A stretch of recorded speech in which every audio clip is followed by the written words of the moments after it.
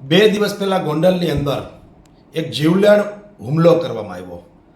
આ પાટીદાર યુવાન દેવ સાટોડિયા, જેની ઉંમર 17 વર્ષ છે, એનો ગુનો શું હોઈ શકે? આમ છતાં આ ગુંડાઓ ગોંડલની અંદર બેફામ થયા છે.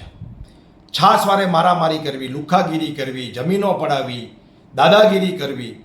આ માત્ર ગોંડલમાં જ નહીં, આખા ગુજરાતની આ પરિસ્થિતિ છે. એમાં મોરબી પણ અમારું બાકાત નથી.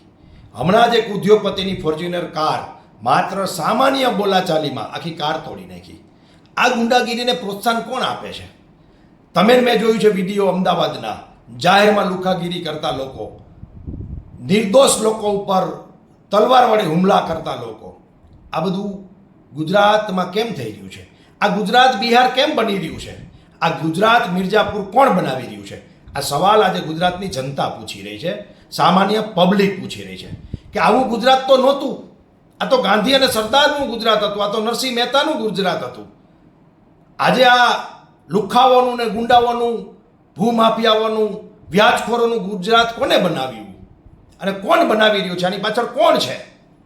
આજે આ ગુજરાતની જનતા પૂછી